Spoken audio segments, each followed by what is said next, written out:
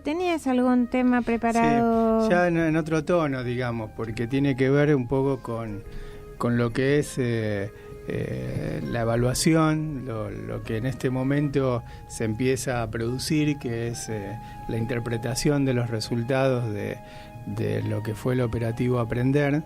Se ha transcurrido, digamos, toda una etapa, la etapa de implementación, que tuvo también sus cuestionamientos, la etapa técnica de conciliación de datos y de producción de informes, y ahora viene la parte más de interpretación de esos datos, ¿no? O sea, habida cuenta de esta secuencia, viene ¿para qué sirve la evaluación? En definitiva. Y ahora empieza esta etapa de interpretación.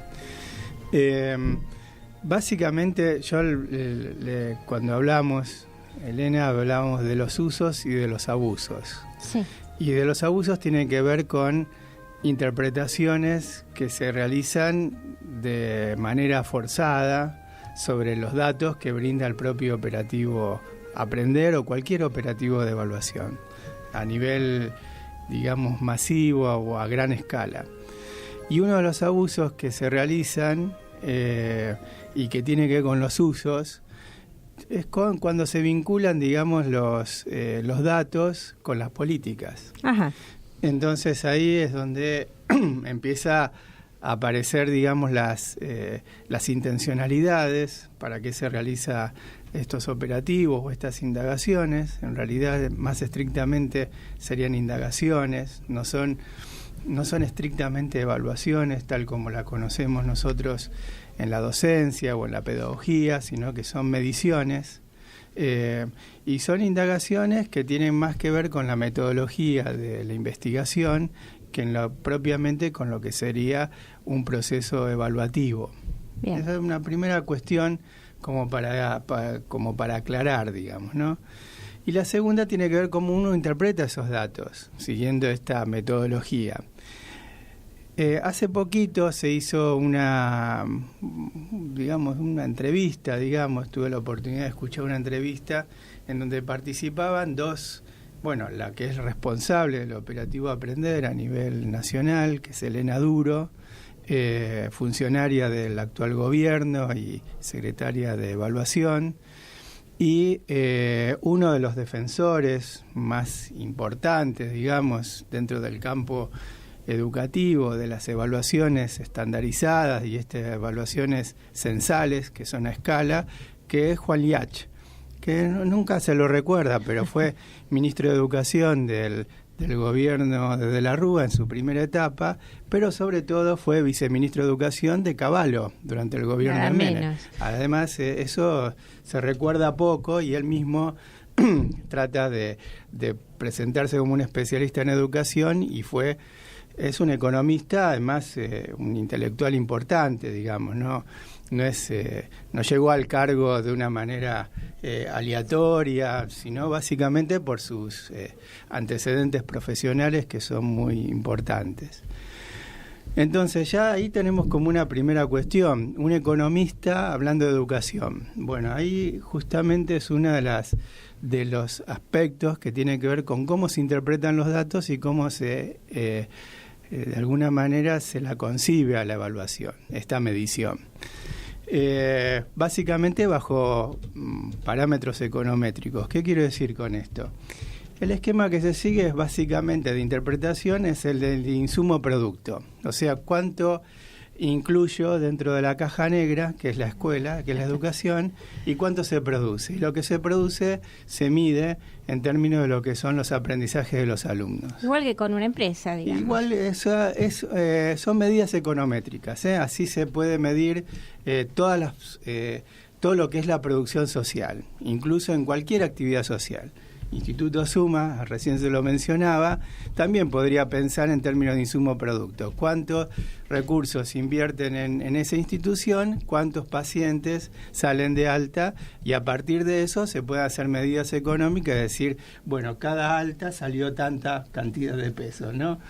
Lo mismo pasa en educación cuando queda en manos de las medidas econométricas y Juan Yáñez es un especialista, digamos, en este tipo de forma de concebir la educación.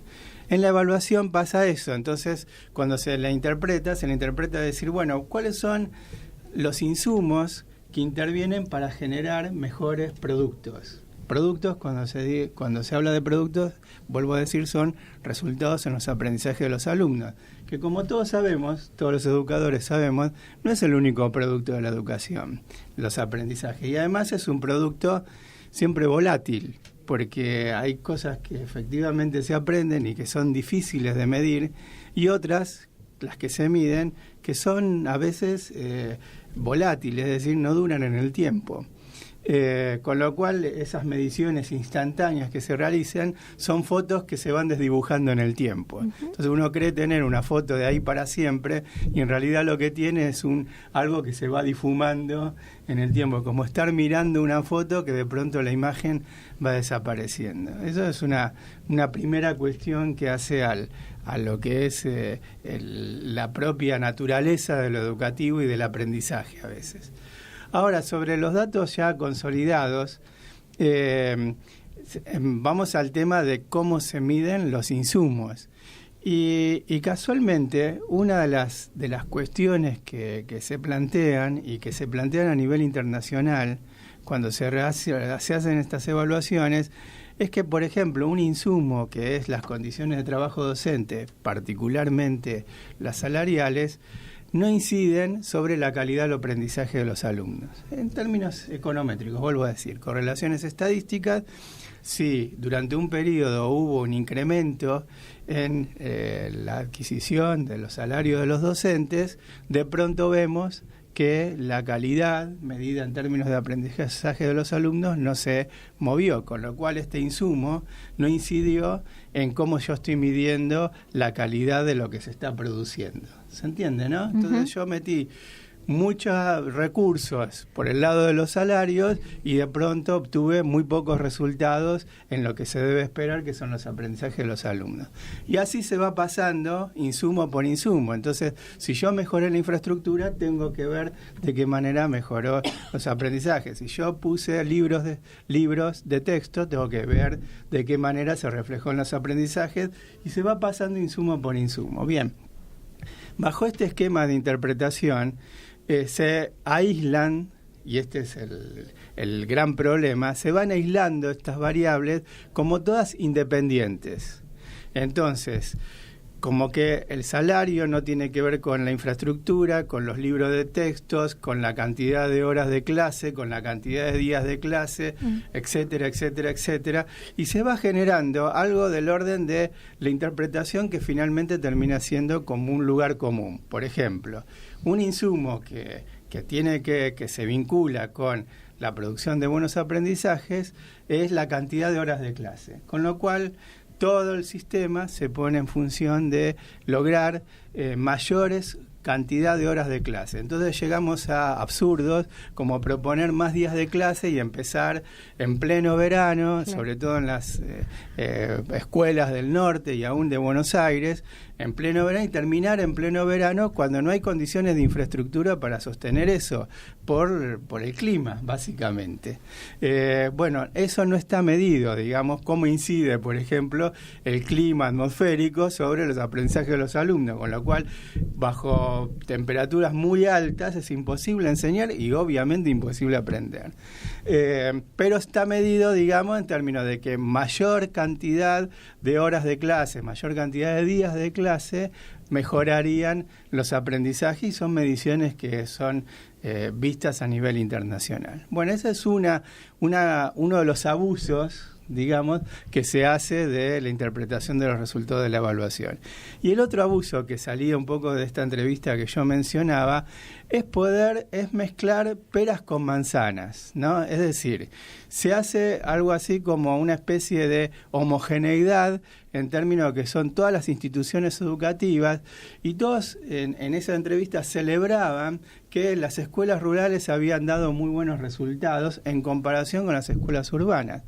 Y la verdad que yo no sé cómo hacen esa comparación, porque la única forma de comparar las condiciones de trabajo en una escuela rural con una escuela urbana es solamente tener el resultado de los aprendizajes medidos de manera estandarizada. Solamente eso, haciendo abstracción de las condiciones sociales y de las condiciones de trabajo, uno puede decir que una escuela es igual a la otra. Sí. Y ahí es donde me quedo con que cuánto produce una pera, cuánto produce una manzana, mezclo las dos cosas y decir, bueno, la verdad que te recomiendo, independientemente de cuáles son sus hábitos alimentarios, el acceso a la fruta, cuánta verdulería tenés cerca, te recomiendo que en lugar de seguir comiendo peras puedas comer manzana. Y estoy comparando dos cosas que no tienen nada que ver una cosa con la otra, en términos de lo que son tus hábitos y en términos de lo que es tu pertenencia social.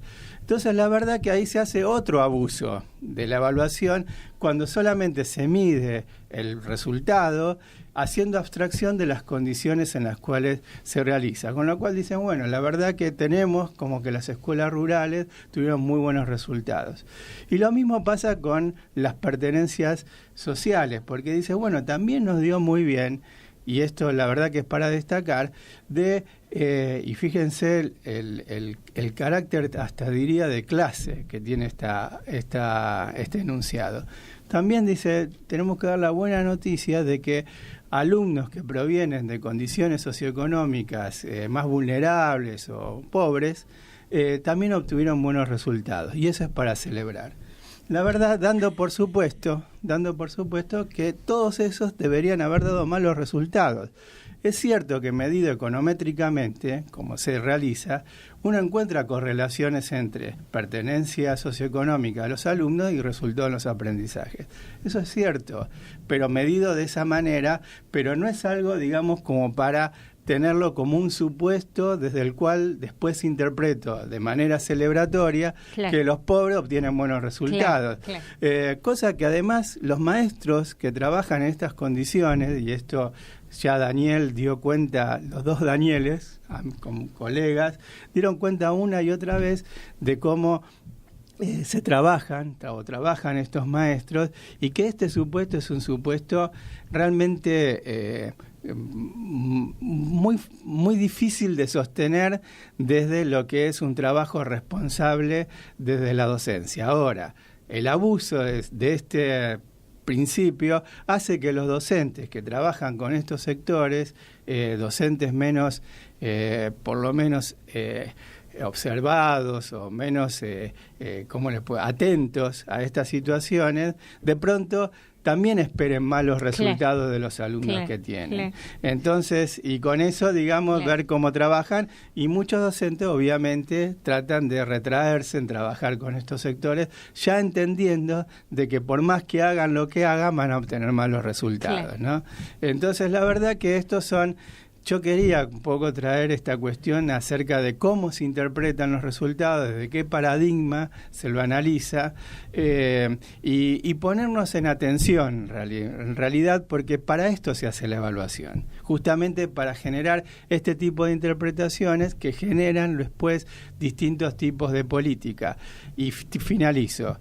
¿Cómo finalizaba esta entrevista? Conclusión.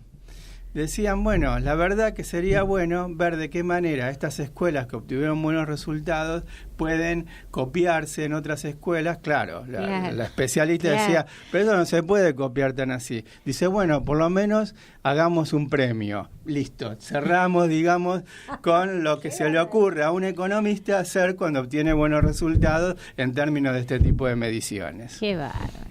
Bueno. Gracias, Tito Marengo. Creo que hay que profundizar en el tema de evaluación y seguir trabajando, ¿no? Es uno de los temas que vos planteaste ya en el programa anterior como